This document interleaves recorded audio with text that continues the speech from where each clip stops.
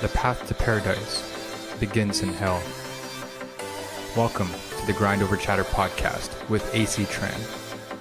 This podcast is for everyone out there who's on the grind for a better life. Greatness ain't about what you've done or achieved, it's about how you got there and how you stay on top. You're about to hear real stories from real hustlers who are putting in that work to crush it in their industries today. Together, we'll learn about the qualities and habits that it takes to achieve success at the highest level. Whether you're looking for a new hustle or a side hustle, we hope to inspire and provide you with the tools to take your grind to the next level. Y'all ready? Let's get this money.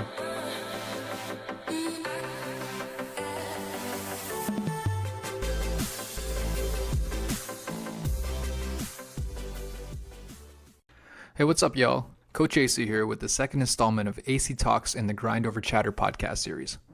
In this episode, I catch up with an old friend by the name of Adham Rabah. Now, Adham's a young dude who grew up in London, Ontario, but is now living in downtown Toronto. And the reason I chose to showcase Adham today on the show is his hustler spirit and mentality. As you'll see, he's a very intelligent dude, but the way he puts things into action is truly something special. Effortlessly, he goes from hustle to hustle, becomes an expert in the subject, and then moves on to the next challenge. In basketball, there's a term for guys like that, and it's guys who can create their own shot. We'll be talking about a bunch of these different hustles where he'll talk about his approach and secrets on learning and working for yourself. Truly an inspiring story if you're a DIYer or an entrepreneur. Enjoy the episode. My guest is my good friend Adham Rabah, recording live from Toronto. Now, ever since I met Adham, I knew he was a bona fide hustler. He was always involved in so many exciting different hustles, and the most amazing thing about him was that all these things were self-taught. He's a modern-day Renaissance man, and if there's something I want to learn about anything, chances are he's the first person I'm hitting up. So I wanted to bring him on today to talk about, self-sufficiency, constant learning, and of course, how to turn all this into cash. So without further ado, Adham, my man, welcome to the show. How you doing? Good, man. Thanks for having me. Thanks for the intro. It's very humble. Anytime, bro. So I met you several years back. I bought a MacBook from you. I actually still use that MacBook to this day for my DJing. It's been super reliable, and you've already fixed it for me a couple of times too, so I appreciate that. I've seen you dabble your hands in so many different hustles since I met you, because I see all your posts on Facebook, and we keep in touch every now and then. So I'm really happy to bring you on here today to kick it with me for a little bit. So on a personal level, why don't you start by telling us a few things about yourself, like where you grew up, what kind of kid were you, what kind of student were you? So growing up, I think I had honestly a pretty typical childhood. I grew up in London, Ontario, in a medium upper class area, I guess. I was kind of always, I think of myself as kind of like the nerdy kid ever kind of thing. I still remember probably one of my first accolades would have been in grade 3. I used to love playing with Lego and Connects and stuff like that. Mm-hmm. And I guess my grade 3 teacher recognized that at the time and ended up giving me a science reward for whatever that, whatever merit that has in grade 3. But it was the first step of oh, this kid's a nerd. It was the first seal of approval for me, because I mean, even then you knew maths and sciences, most kids don't like those. And I always found it absolutely intriguing, whether it was space or literally just angles and stuff like that. And most importantly, engineering. So as a kid, I was just kind of I would get presents all the time, and the first thing I would always do is take it apart. So nice. My parents would tell all their friends, all my friends type thing, hey, if it's something that can be taken apart, if it has a motor in it, if it's a remote control car, for example, don't buy it for my son, because he's just gonna rip it apart and turn it into something stupid. Oh, really? Do you put them back together too after you rip them apart? It started off just I'm sure you've heard the phrase the kind of kid to take apart the remote controller just to put it back together. Yeah. So it started off literally with a remote controller. Actually, I'm pretty sure it was a remote controller where I first took it apart, kind of was literally just interested in what's inside of it, put it back together. And then I think it was a remote control car was the first big project for me. Is I got one for my birthday, and I tore it apart within days and had stripped the motors from it, stripped the motherboard from it. And I mean, I turned this $200 remote control nice car into just a dinky little hand fan that just plugged in with a 9-volt battery.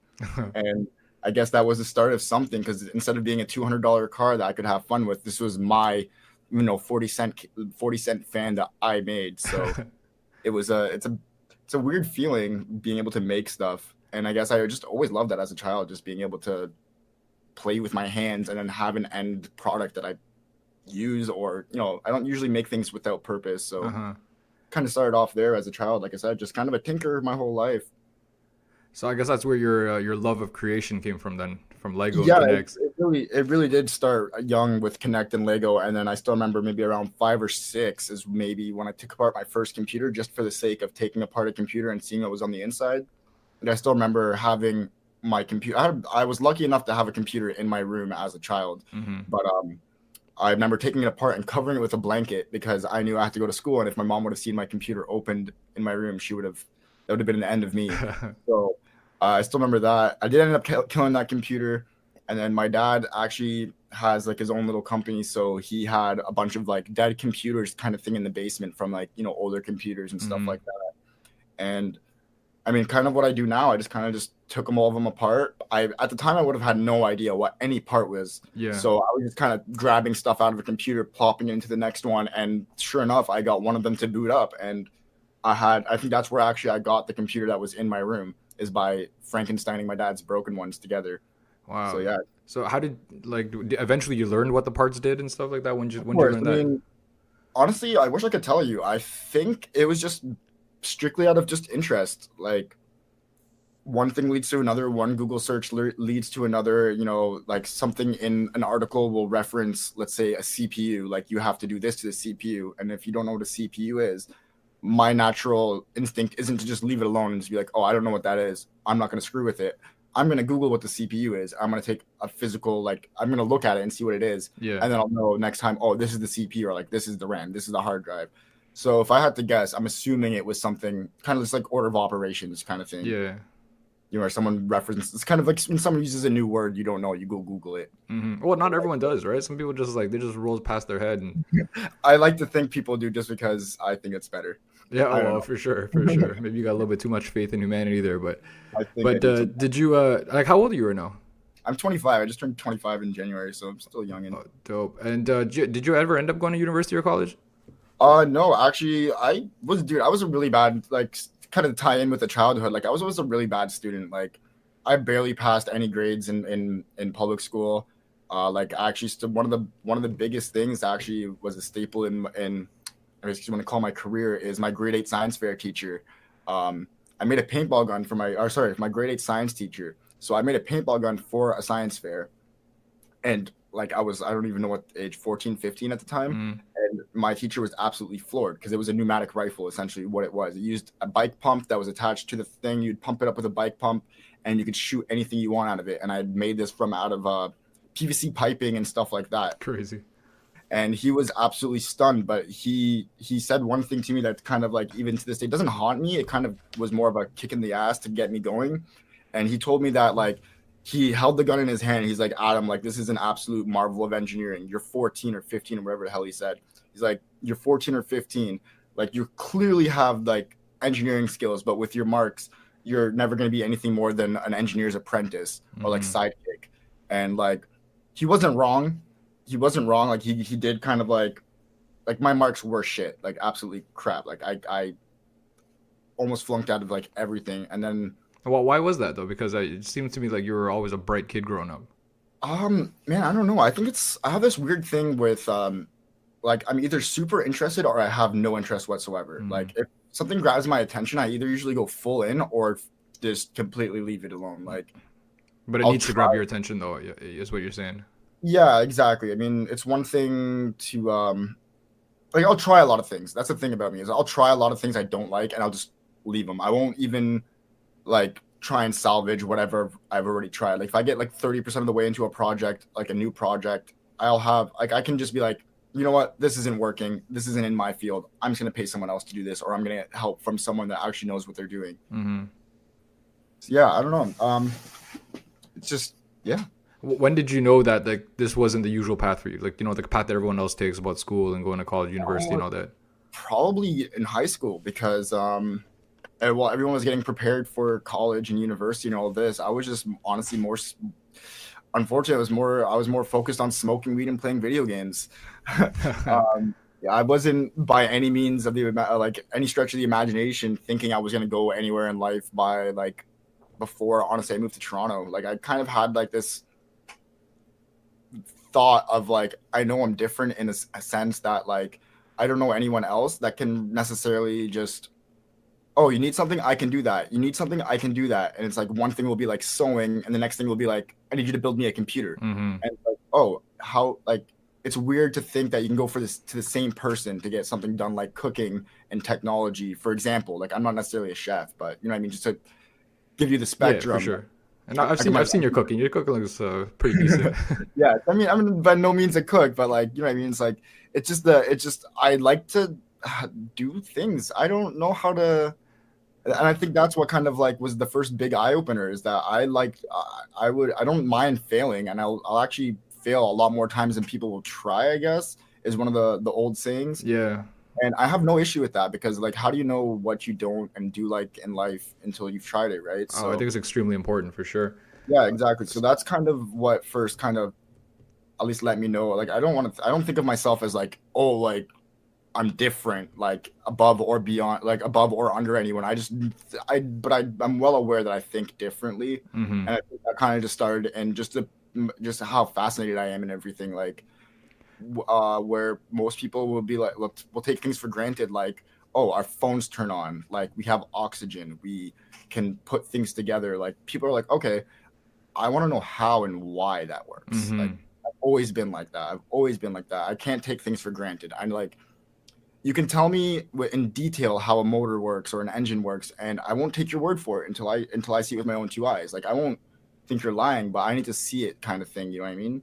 For sure. So So yeah, more the inner works of things is what I'm interested in. And I think that's a big thing. so what did inspire you and motivate you growing up? Because you know I know you got bored of a lot of things quickly, but when you didn't get bored of things, like what kind of things drove you to not be bored of it? That's a tough question, honestly. Like, I think enjoyment's the number one thing for me. Mm-hmm. Like, I don't, as cocky as it may seem, like I don't do things I don't enjoy, and it's a blessing, honestly. Yeah, for Like, sure, for sure. I mean, like that's probably why it was tough for you to be a student because like I don't think any kid enjoys going to school, I right? heard that. But some kids are successful at it, some kids are not so successful at it, right? And it doesn't really have anything to do with how smart they are either. No, it was Um, 100% motivation based for me. yeah, One second, I got my cat out of my door. it's all good. Trying to shut the door. There But I we mean, go. I guess that grooms those kind of students to go out and be able to work jobs where they're just working for people and kind of told what to do, like what to do as Yeah, well. I started to notice that a lot with a lot of the friends I grew up with, because by the time we were actually choosing programs to go into college and university, um, it like a lot of my friends kind of just I was like, where, what? You signed up for what? Where'd this come from? Like, Mm-hmm. dude, you're gonna build airplanes? You've never even talked about a freaking engine before in your life. Mm-hmm. Like, you know what I mean? So that was kind of, I could see the people's like panic point was like grade 12, grade 11, where they're like, oh shit, I need to do something for I the need to rest pick of my something life. now. Yeah, they're not Yeah. ready for that. So a lot of people, unfortunately, don't have hobbies. Like, I'm blessed in the fact that I had a hobby that ties right in with my career. Yeah. But most people just kind of, again, they're just kind of just happy chilling with friends, watching stuff, playing video games.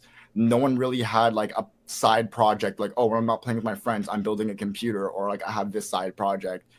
So it was really strange, like how I noticed a lot of people kind of just like panic dove into careers where even me, like I said, I've known what I've wanted to do since a very long time. And then when it eventually came time to choose a list for college, so to answer your previous question, which I'm realizing I did dodge now, is I actually did go to post secondary twice, not Okay. just once.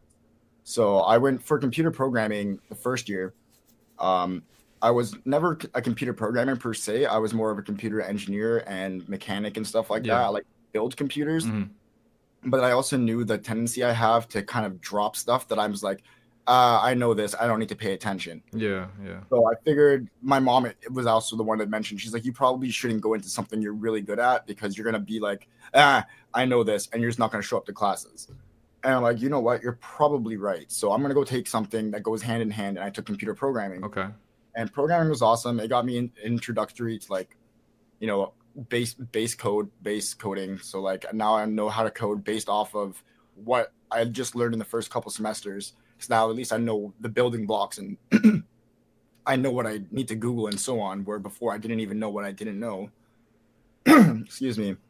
But at the end of the day, it was still school, and school for me was just I don't know what it is about me. Like I just can't. I think it's more so the routine of school. I don't have any Yeah, I routine. don't think it's for everybody. Yeah, and the thing is with me, my life is very chaotic. Like I wake up when I want, I sleep when I want, I work what I want. Like so, school was like the opposite of that. But then Yeah. again, like So, you said you wanted to get computers and stuff like that. Did you always know you were going to get into computers? Did you have any other dreams of what you wanted to be when you grew up when you were young? actually, the computers kind of came around in high school. I was more so because, like I was mentioning, I was more into like Lego and Connects and stuff like Yeah. that. And like when I was growing up, they didn't have like Lego Mindstorm and like the Connects with motors and stuff like that. So Yeah. it was literally just snapped together pieces. So Mm-hmm. everything was mechanical. So I wanted to be a mechanical engineer growing up, Mm-hmm. and then once I kind of got to the stage where I was telling you about where I kind of started to take apart remote control cars and stuff like Mm-hmm. that, I was really fascinated by electronics. So I was like, no, I want to be an electronics engineer. Mm. And I kind of focused on just being, or not even focused. I was just obsessed with electronics. Like I don't focus on anything. I get straight up obsessed with stuff. And that's what kind of makes it really good because I'm like literally obsessed with it. I would do it with or without being paid. Interesting. Yeah. So then I went from electronics and then I want to say grade 9, 10, around there. I kind of got heavy into gaming. Like I was always a gamer my whole life, Yeah. but this was the first time I was like, you know what? I'm gonna sit down. I'm gonna build like a really nice computer. I'm gonna understand everything about computers. I'm gonna do everything I need to have a boss computer, and that's what I did. I spent weeks studying different parts, looking up, comparing different builds and stuff like that, and eventually, um, I built my first computer, or like first serious computer, and I was like, whoa, that's a lot of fun. This is just like big boy Lego is what that's what I call it. It's I call true. it big. I literally just call it big boy Lego, and it has the mechanical engineering aspects of like mashing parts together and the electronics. Even though it's pretty straightforward, you kind of just put it together and it works.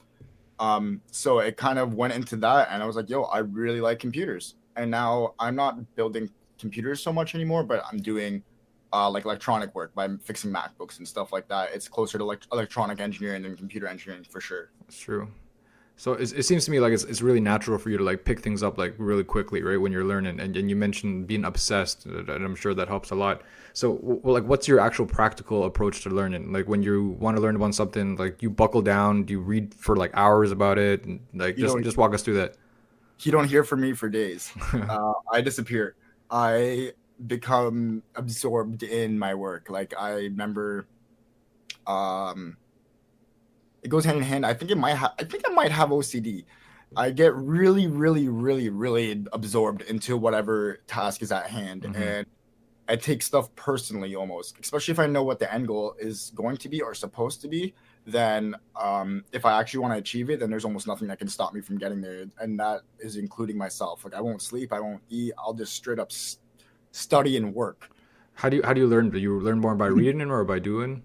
Trial and error. Trial and error for sure. I can read something 100 times, or I can fail at it twice and be like, "Oh, that's not like that's how you don't do it." And Mm-hmm. then eventually, yeah, I don't know.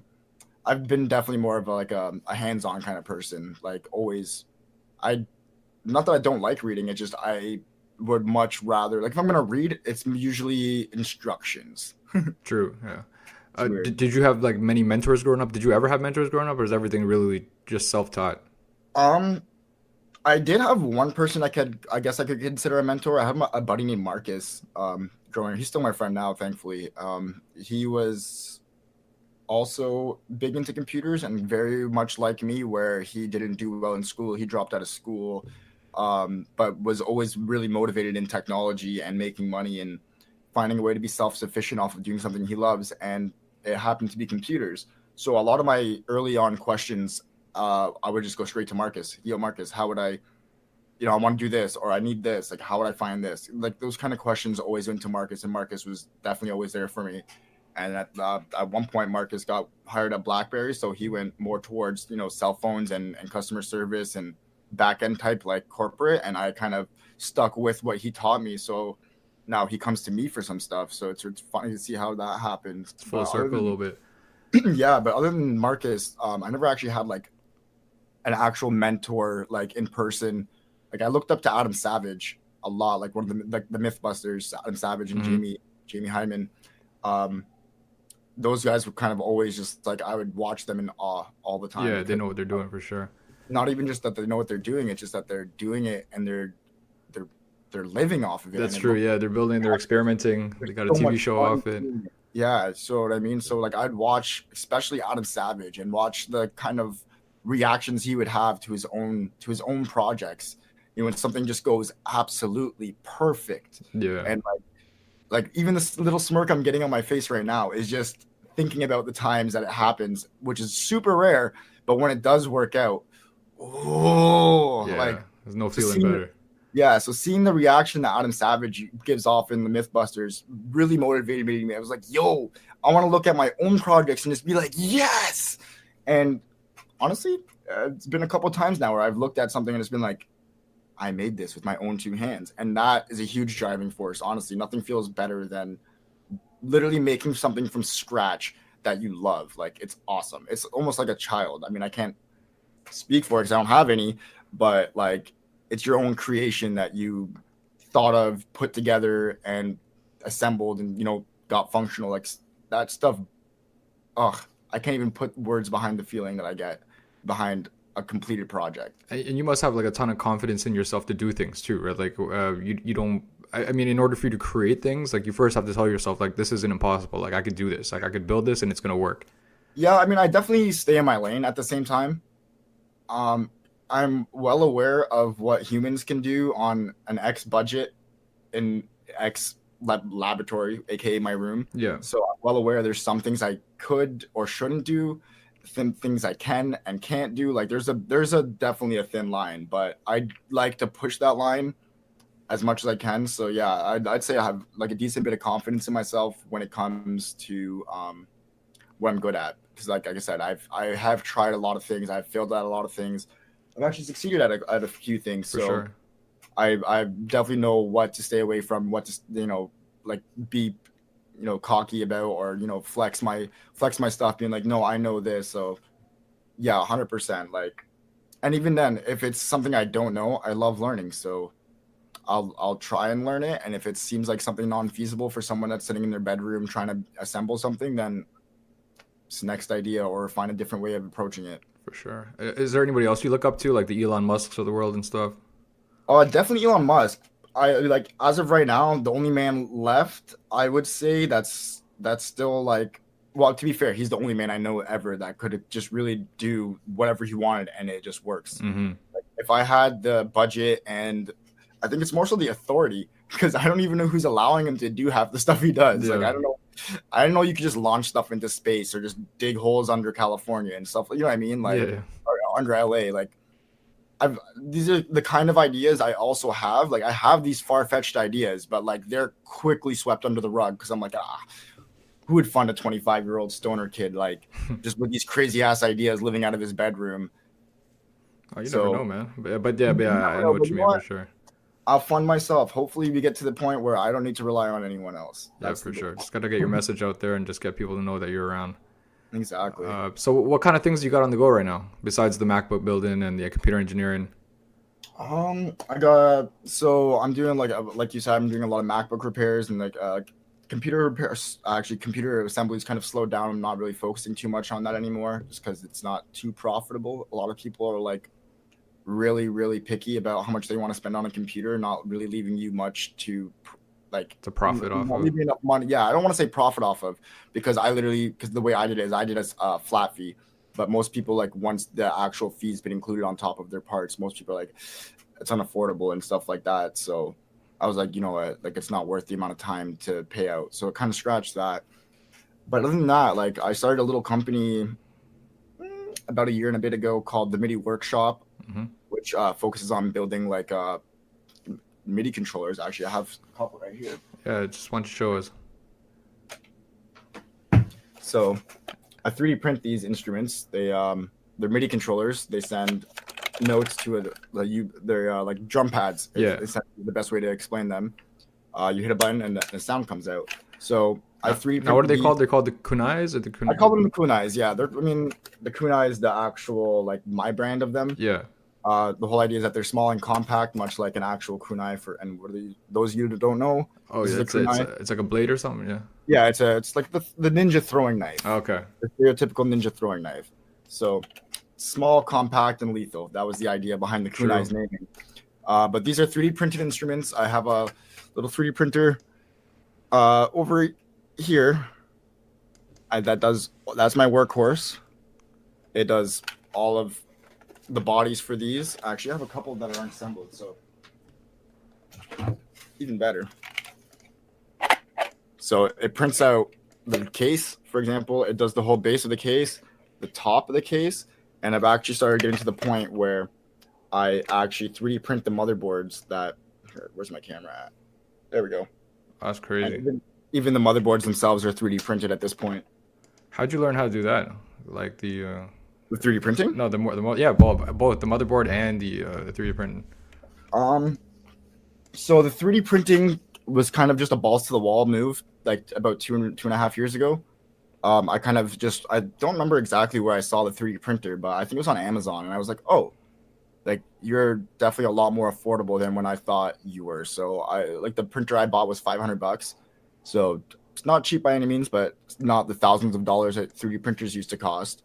And at that point in time, I was still making the kunais, but at the time I was making the whole body out of I would just buy a giant sheet of acrylic, and I would take it to the wood shop. I'd cut it out, I'd drill the holes, and 100% of the time they were never the same because it was made by hand. So I would have to drill the holes, cut it out, all that stuff by hand, and there was always user error, which meant no two kunais would ever be the same in a bad way, though, not in a unique way, which made it very difficult for me to wire them up, get everything looking pretty and all that. So in my head, I was like, I need to find a way to make this more streamlined and exactly the same. So the idea of the 3D printer came to mind. I saw that they're affordable.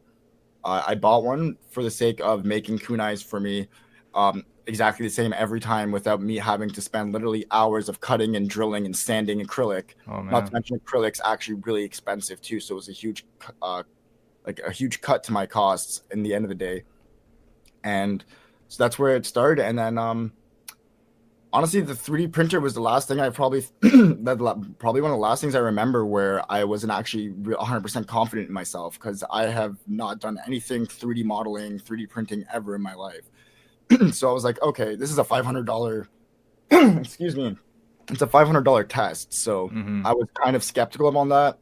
I was like if I buy a $500 printer and I end up, it's not that I won't try and learn it, is that if it's literally just too much for me to wrap my head around, or like too time consuming or something, then it's going to end up being a $500 hole in my wallet just sitting on my desk taking up space. For sure.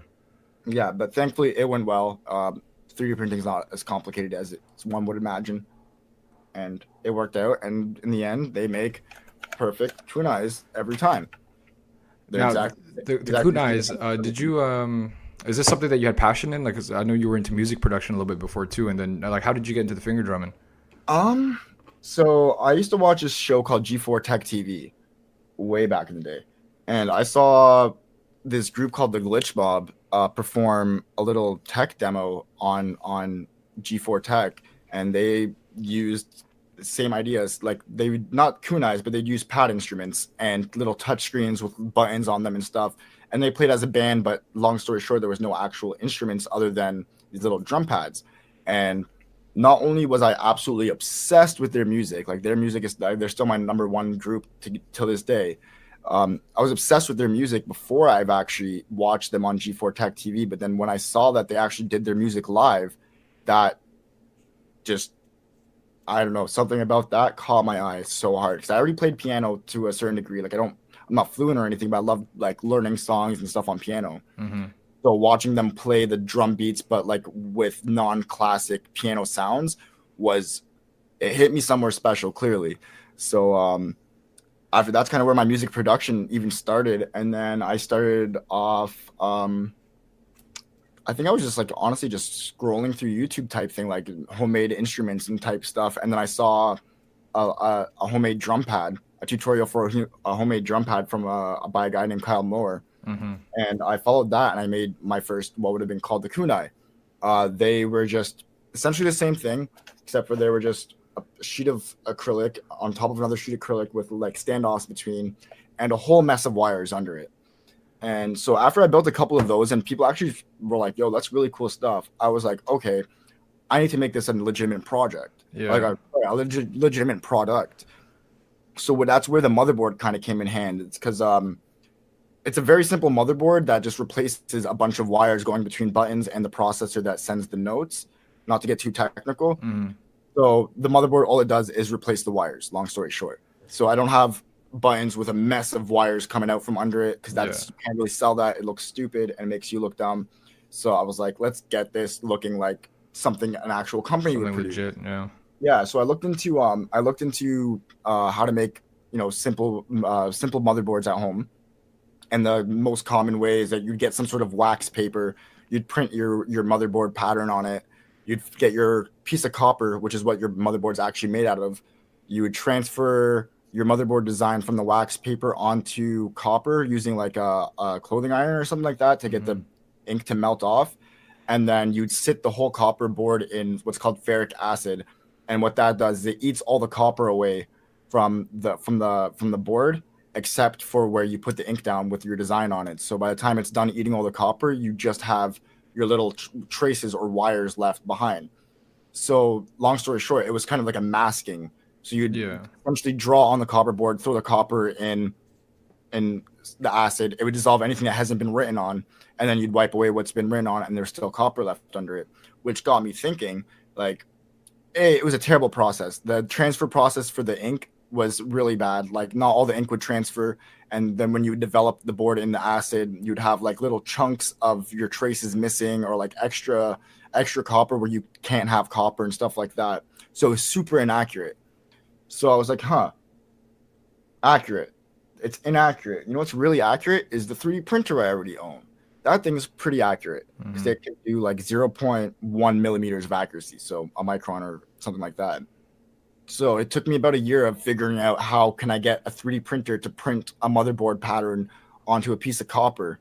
And then after I got that, I threw it in the acid, it developed, and I took it out, and I was in awe. I was like, holy crap, awesome. This is like literally the best. Like, it looks like a motherboard any manufacturer would make. Like, it looks like 110% like made in China. It's shipped to me, but I just made it with like a 3D printer, a couple minutes, and like cents of materials, and that kind of led to these awesome, man. All streamlined and all packaged together. So it was kind of, like I said, order of operations is a huge thing for me. I constantly try and progress. And do you prefer to play on yours versus like what's already out there on the market? I guess that's what pushed you to create these things in the first place, right? Yes and no. I mean, to be fair, I'm not going to be like, oh, it's my product, I only play my product. I'm not an elitist like that. Like, there's definitely quirks. I wouldn't call them quirks. There's nothing wrong with it. It's just there's other instruments that do other things better. Each instrument, like mine, is amazing for taking on the road because it's literally super small. You can actually, since it has like no lights or any extra fancy stuff, you can actually plug it into an iPhone or an Android phone, and it's compatible with those. Whereas like what I usually play on, for example, is right here. I use the machine usually, so as you can see, a lot bigger, so I can't really carry this thing around. Yeah. But the better thing is, I mean, I've kind of decorated it so it kind of looks good in videos, and it has, all these knobs and extra doodads that realistically aren't needed, but sometimes they're nice to have. So I kind of just use that. Also, I don't want to throw it away or sell it, so it's just kind of. Can I map these onto my DJ software and stuff too? Oh yeah, 100%. Since MIDI is a universal language, so anything that can accept MIDI mapping or MIDI learning, so like almost every DAW at this point in time can be used with this. Like, you just push a button on, like, let's say I'm assuming you use Tractor or Serato. Serato, yeah.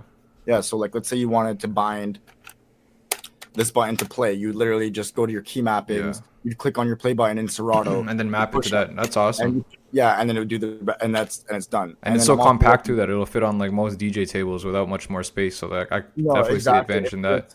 It fits exactly. Another thing that was actually really nice about it, I didn't really notice until after I made it, is they're actually about the same size as just the pad, just the pads on the rest of the machine, so you can kind of see what the actual useful part is.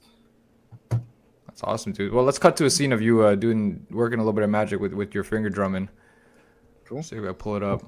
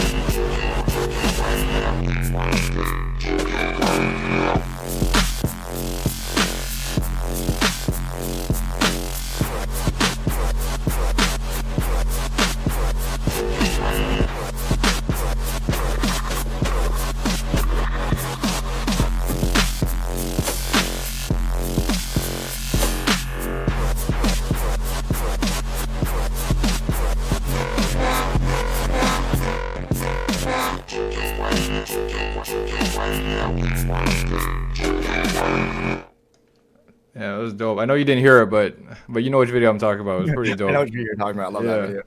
That's pretty cool. And I think you were using the other pad that you were just showing me before, right? The machine, yeah. Yeah. The machine. Actually, for someone that makes a lot of instruments, I don't tend to keep any for myself, as strange as it is. I haven't designed one for myself by any stretch of the imagination. I should probably do that, but It's all good. It's nice to sell them too. So that's your goal, I guess, right? To mass produce these a little bit. And yeah, exactly. So I got like a little website set up right now. I just actually took the motherboards even further. Now I'm going to get them assembled in China. So cut some more costs and make them even more professional. Just kind of working with, I have another hardware engineer guy that I'm working with. That's pretty legit. So I'm having him help me out a little bit with stuff that I don't understand. And hopefully after that, it's just honestly just finding the motivation to go full balls. Because once I said something like, this would be my first big set in stone. You know what I mean? Because I'm actually producing something. I'm getting it manufactured. For sure. I have the website, have the marketing and all that. So it'd be my first legit big step. Like I've done a bunch of these small projects and like small batches of stuff where I would sell like only 10 or 15 or something and then stop making them. Mm-hmm. And that's kind of fine because like when you make 10, 15 of something, it's not a huge loss if you don't sell any of them. Mm-hmm. But in this case, if I were to get the order done from China and they don't sell, then I'm pretty screwed for a while. Yeah, for sure. So long story short, I gotta make it happen. Because there's like a minimum order, I guess. Like if you could be manufacturing them in China. It's not just the issue of the minimum order. It's also like these things aren't actually cheap to produce. Like I wish I like being 100% honest. Like I sell them for $250. They cost me $100 to make right now. That's I understand some people be like, oh my god, it's 150% grades. That's nothing in the world. It's a lot of labor too, though. Yeah, it's a lot of labor, and like I said, $100 fixed cost just to buy the parts on assembly is quite expensive for something I'm only selling for about double the cost. Yeah. So yeah, actually the cost is the big scary monster for me in this one. Like money's not usually an issue for me, but to go even just to buy 10 of them, that's $1,000. Yeah, you're gonna have to front the cost for that for sure. Yeah, so I would definitely have to make it worth it, and do the proper due diligence with marketing and actually getting some sort of hype behind them, which is actually both of these are made for two actually really big finger drumming DJs. That are both like multi-million followers type thing on Instagram and YouTube. So hopefully that's like hopefully that's going to be a nice kickstart. And hopefully they enjoy them enough to, I'm not asking them to share them by any means or post them, but hopefully they're just going to appreciate them enough that they just feel like the world should see what was made for them. And if that's the case, then who knows? Like, I think that's an awesome strategy. So are those ones done, like ready to go? Yeah. This one is actually already shipped to the guy, but he happened to be on tour when it got there because it was in Germany. It took it about 3.5 weeks to get there, so a bit of a mistiming thing. So it got to him while he was on tour, and he couldn't collect it, and actually just got back to me yesterday. Oh, it just got sent back to you, yeah. Yeah, so this one's going out to a guy named Mad Zach, which is probably one of my bigger finger drum influences. I get a lot of my samples and sound packs from him, and then this one's going out to a guy by the name of Sean Wasabi. So yeah, there's a bunch of little, like, it's harder to see because of the contrast, but there's a bunch of just like little emojis all around the thing. Oh, that's sick.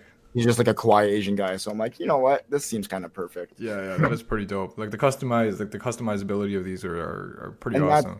Yeah, that's one of my main selling points is the fact that since like I have access to a 3D printer, and since 3D printing is actually fairly simple, especially to modify an existing 3D printed structure like the base model, I was like, you know what? Like, you want a custom kunai? I'm not going to charge you. Every kunai comes with whatever you want on it, unless you happen to want some material which I don't have, then you're paying for it. Of course. And then after that, I don't charge anyone extra for the materials I already have as long as someone's already paid for it. So it's kind of like a team thing. I'm hoping I'm hoping people are gonna like that business model. For sure, dude. There's definitely a lot of value in it, for sure. Yeah. Back to your skills in like 3D printing, like the skills that helped you produce these. Like, what else are you able to do with the 3D printing? Because I know you can do like prototypes for people. It's like it's so multi-purpose right now, right? And there's like such a huge future in 3D printing. So I remember one of my first big 3D print. It wasn't even big like in terms of scale, but on my keyboard, these little legs. Yeah. So I broke these quite some time ago. Yeah. Just being a gamer and probably smashed my keyboard or something stupid, and they broke. And I looked for quite some time for replacements, and the only ones I could find were like $35. Oh man. And it would take like a couple weeks to come in. So I'm like, absolutely not. And then I kind of realized, I'm like, hey, these are just plastic. I'm sure someone has dealt with the same thing. So sure enough, I just Googled like my keyboard model legs, and then the abbreviation .stl, which is a kind of file that the 3D printers use. Interesting. And sure enough, someone had the exact same issue and had already posted the files online for anyone to download and print. And that's exactly what I did. I'm still using them, and that was my first kind of, this thing can be really useful for around the house kind of thing. For sure. You could basically create whatever you want if you need to. Well, I have. Yeah. I have like stuff like that just holds my towels up in my kitchen. I have things that hold my toothbrush in the washroom. I 3D printed a little phone stand just like yesterday. Oh, awesome. Like anything. It's just cool. Like, and like you can print toys. Like there's a little armadillo I 3D printed that's like fully actuating. You know what I mean? That's awesome. Curls up and all that. So it's like, oh yeah. So it's like it can be childish. You can make little toys with it at the same time, but at the same time you can get some serious things done. Like I remember I had a buddy that had Ray-Ban glasses that had the folding in the middle, so they would fold like this, yeah, and then these like the arms would fold down the middle, and then the actual frame would fold in the middle. Oh, wow. And I guess there's like a little peg or like a little thing that sits in there, and it broke. And Buddy took it to I forget what store, not that it matters, and it would have been like $150 repair. Mm-hmm. For just a literally like probably like 2 grams of plastic with 2 holes in it. Yeah. So I Googled Ray-Ban blah blah blah blah STL, and sure enough, someone had the exact same issue. It took me literally it printed in 2 minutes. It took like 4 cents of materials, and I just popped it in my buddy's glasses and fixed them. So like it has really like real world applications beyond just making toys. Like as someone that I since I build a lot of things, there's a lot of like things I wish I had that they don't make. For example, like, you know what I mean? Or I need one of something, and they only sell packs of it. Or like it would take me forever to get this. So stuff like that is awesome. So I 3D print washers all the time. Yeah. I'm buying a pack of washers. I'm like, yo, I can 3D print that in like literally a couple seconds for a couple cents. I'm not like just going to the store is a bigger hassle than 3D printing it. Yeah, for sure. So yeah. So are the STOs easy to find? Like, are they all over the internet? Is there like a big community of people who share these things? You would have no idea how big this community is. I was like, I'm still in awe. There's most of the time I can't Google something without finding what I'm looking for. Wow. It's very rare that I can't find what I'm looking for with an STL or for the 3D printer. And since they're like 3D printers they use files that have been around forever. Like if you've ever taken a tech class in high school and had to build something in like a 3D project, yeah, you could literally take that you built in high school, drop it into the 3D printer, do nothing, and it prints it. Wow. So it's really intuitive in that way where like you don't necessarily need to know what you're doing even. Is it hard to program these STOs though? So let's say you want to create a prototype of something that doesn't even exist yet. No, not necessarily. It's kind of like what you're actually making is just a 3D model of it, like the STL, just one of the file types, much like an exe or .jpeg or something like that. So what you're making is an actual object. So or like usually they're .objs, .stls, which is a stencil or an object or something like that. And long story short, it's just you're putting pieces in different shapes together, kind of thing. Mm-hmm. So I guess it depends on the on your competence with the 3D modeling With program. designing and 3D modeling. Yeah, Okay. exactly. But as soon as the actual 3D model is done, the rest, like the actual translation between a 3D model and a 3D printed object, since you got to keep in mind 3D printers don't just here's an object. They actually have to print layer by layer, starting from the bottom up. So it has to kind of know what it's doing for each layer. Mm-hmm. The conversion between the actual like thing that you made in 3D and the actual thing that's printing is all taken care of by the 3D printing software. So you literally just need to be able to learn how to 3D design or learn how to Google enough to get your 3D designs, and then also just know how to maintain your printer and how it's supposed to work in terms of like small things like the distance between the nozzle and like where it actually builds onto. Like that's kind of the only kind of things you really need to pay attention to. So it's fairly easy. You mined like cryptocurrencies for a little bit too, right? So it's pretty opportunistic hustle that you had going on there. Do you tend to like capitalize on these hustles sometimes? And then tell me how you got started in that. And was that easy to do? So funny enough, cryptocurrency was only reason I was introduced to it was because of Silk Road. If you weren't familiar with Silk Road, it was like it was an online marketplace for drugs. Long story short, you could only pay for with Bitcoins, which were these. I mean, I'm sure you know, is like a non-traceable type of currency at the time. Yeah. It was. I mean, it's gray market now. Back then, it might as well have just been a ghost. Unless you're buying drugs, you pretty much didn't know what a Bitcoin was. So that's kind of how I mean, I didn't personally buy drugs, but I had a bunch of friends that would ask me, how do I get this? How do I get that? I'm like, oh, you just go to the dark web, you buy some Bitcoin, and you go buy your LSD. Yeah. So that's kind of like my first introduction to it. And I was in early high school.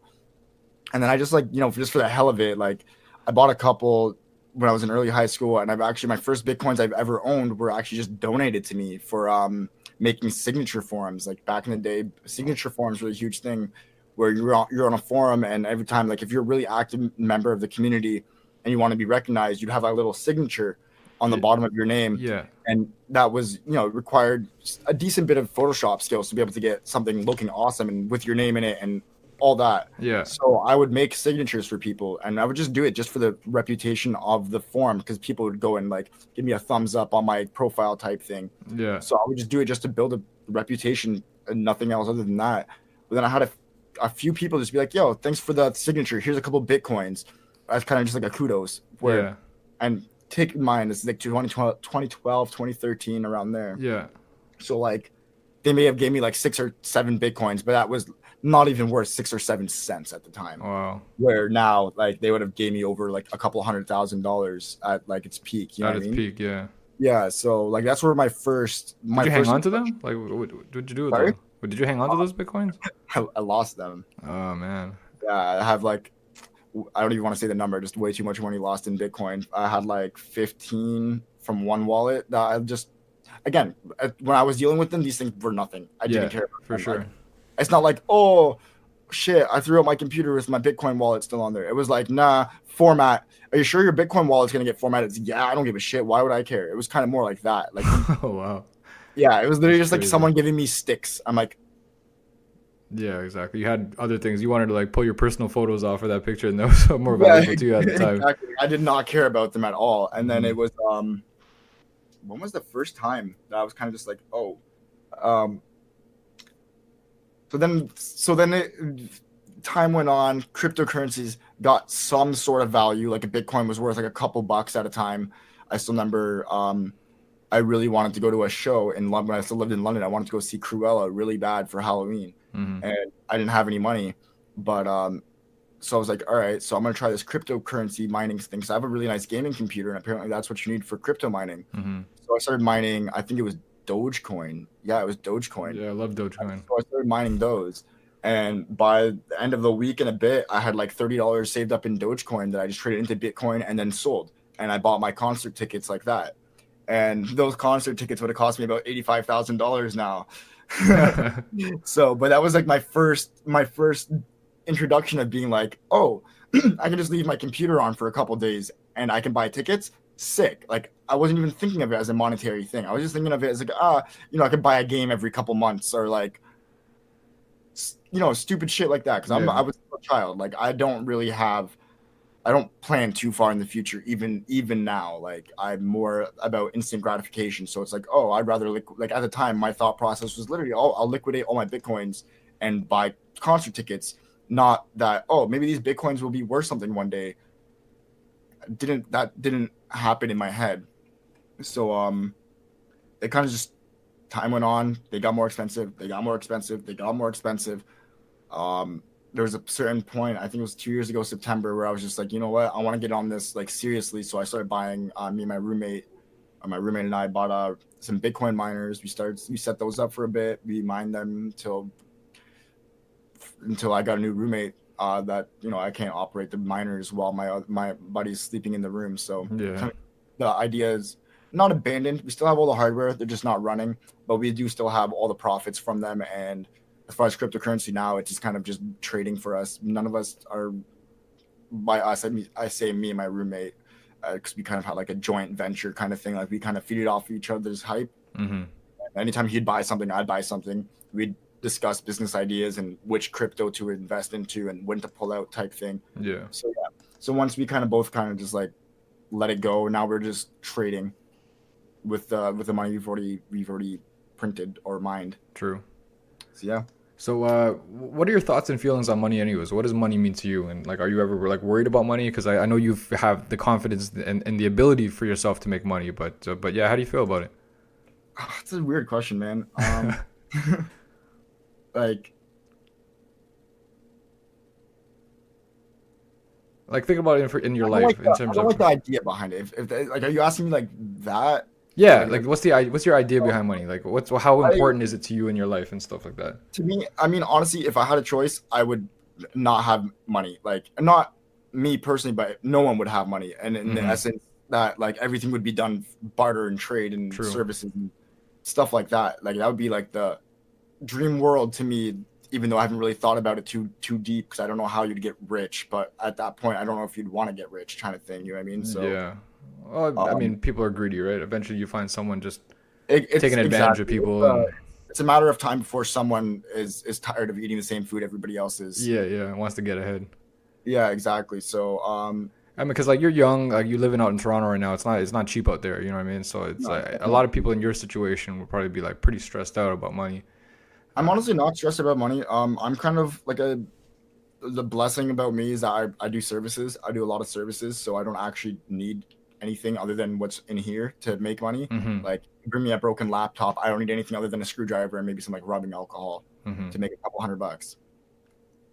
It's awesome. So yeah, so I'm not necessarily too worried about it. Like, I'm not worried about it, money at all, and by any means. I don't like it. I don't like money in the essence that it turns people hungry and it their true colors start to shine. Yeah, Um, it's an amplification, I guess, of yeah, and of I your true posted a self. while ago. I posted a while ago as one of my statuses that we live in a super flex society. What I call it, a super flex society where everything is just measured by how thick your wallet is, and not how much you know or like what you contribute to. Not even society, just what you contribute. Just period. Like Yeah, what you can do for somebody, really. family, your friend. Exactly, Yeah. exactly. What your value is to someone else. Yeah. Exactly. So I'd much rather be valuable as a intellectual, like, because that's like, I than just be valuable fiscally. Like, I really don't care. Like, Yeah, and that's why I brought you on because I know that you're very self-sufficient when it comes to money, right? That was one of the main reasons that I mentioned earlier in the show that I wanted to talk to you about this. So, I mean, do you have a message for other young people like yourself who might be struggling with money and they don't know what to do for like a side hustle? Uh, like, what's your message to people like that? Do you feel like honestly, they could do what you do? Like if they really put in the time and all the work that you put in and learning? 100%. Like, one of the few things that gets me really, really mad is when people say not everyone can be like you. Mm, It's like, what do you mean? I'm a double dropout. I didn't have an exceptional childhood. I was kind of the fucking odd brown kid out in a white society. Like, grew up in a conservative white area with all conservative white people in my school. I was the only Arab kid that had even a drop of melanin in his skin. mm, So I was always the outcast. And like, so it's discouraged. It's easy to be discouraged. Honestly, it's so easy to be discouraged. But yeah. one of my favorite lines was from Tyler Trader, and that's success is the best revenge. Honestly, there's no better way than like, it's kind of unhealthy. I think in the essence that I kind of had I still do have the I'll show them kind of mentality, Mm-hmm. but it's not in an unhealthy way. Like, I'll show them by doing better, not Yeah. by putting them down or anything. So if I had a message for people that want to be self-sufficient or want to do whatever, anything I do for that matter, is like, just do it. Like, just keep on keeping on. I hate that saying, but it's so true. Just Mm-hmm. keep on keeping on. Like, to fail more times than more people will try, it says a lot. It says a Yeah. lot about your character. It says a lot about your mental strength. It says a lot about your true colors, because if you're willing, like, if there's a reason you tried up, like, got up and tried again, kind of thing. Yeah. Like, you know what the end goal is. You know what it should look like. That's not how it turned out. It's why you're mad. It's why you're sad. But it's also why you got back up and tried it again, because you want that end goal. And as long as you keep your eyes on the prize, kind of thing, honestly, I think that's one of the big things. And have fun doing it. Honestly, don't do something you don't like. You're not going to succeed in something you don't like. And if you do, you're not going to be truly happy. Like, that's probably the number one thing for me. Like I said, is my enjoyment. Like, everything I do just happens to be something I love doing, which is awesome. I'll never look at something I do in a day and just be like, I would rather be playing video games. It's like, nah, like, I like building computers. I like fixing MacBooks. I'd actually rather be doing this than playing video games, because it's like a puzzle to me, or whatever. Where did you get like your confidence and your fearlessness from, and your fearlessness of failure? I'm definitely not fearless of failure. I'm definitely not fearless of Mm. failure. I can't. That's probably one of the furthest things I am. Like, and when it comes to my field, I'm confident, but every other aspect of my life, like whether it's women or like my future aspect or Mm. prospects and all that stuff, dude, I'm so unconfident. Like, I don't have the confidence that I wish I had, and the confidence I wish I had from my other things I'm actually good at. Like, um, so the confidence for like my actual field, like, to be very specific, like I said, I'm not a confident person in general, but I am when it comes to like my stuff that's in my lane. Uh-huh. I owe a lot of it to my parents, honestly. True. um like I said, I could have been like, I was the kid that destroyed every electronic in the house. Yeah. Like, at the end of the day, it was beneficial because I understand how they work now, and it was, a kickstart to something bigger. But where I feel like most people's parents would have kicked their ass for taking apart the home phone, my parents were a lot more lax about it. And I think that's a big driving force of why I got to just do this, is because I never was, I'm not going to say that there was never no, like, there wasn't never repercussions, but the repercussions were very slim. I think Like, you had the freedom, right? Like, 'cause I think because I was reading stuff about greatness and how do you yeah, become great, and one of the things was, you have to give them like unstructured play, right, for them to develop that creativity. yeah, dude, I 100% agree with that. Cause like I said, like, if my parents would have beat my ass for, like, my parents beat my ass by like any stretch of the imagination, but Yeah. But it wasn't for taking the phone apart. It hmm wasn't for taking apart my like computer. It wasn't for taking apart my toys. It was for being insubordinate and stupid. yeah. Like, so like my morality got drove in through violence, but like my But you're my creative, yeah. actual skills were exactly as you said. It was absolute freedom. Like, my parents, they'd get mad. They get like, what are you doing? Yeah, but they They would wouldn't toss the like water smash your pot. It's like, hands so that you would never touch electronics again or anything like that. yeah, exactly. Like, no, it was actually like it was cool because every time I wasn't afraid to bring stuff to them. I was be like, yo, look what I made, and they'd be stoked, be like, huh, you made that? Like, you know what I mean? So a big part of it was actually my parents. Like, they were blessings for creativity. That's awesome, They man. they didn't necessarily, like, my dad especially understood. Like, I remember, especially around the time I was building the air gun for my grade 8 science fair project, I still remember just leaking my dad's wallet everywhere because I wasn't necessarily, like, I was 14. I didn't understand how everything was supposed to work. I kind of had a broad idea, but as I said earlier, I'm more of a trial and error kind of guy. So Yeah. I would buy the parts. It wouldn't work. I'd have to go back to my dad. Hey, can we drive to Home Depot? I need to get some more valves or whatever. And he's like, oh, this thing has already cost me like $250. Why can't you? Can I just buy you a BB gun for like $50? And it wasn't It was no. I'm like, I want to build this. Like, I want it to be my air gun. And then eventually, like, you know what I mean? So he never opposed to it. He was always kind of just like, it's going towards your learning. Shit. Oh, that's good, man. He invested in your learning then for sure.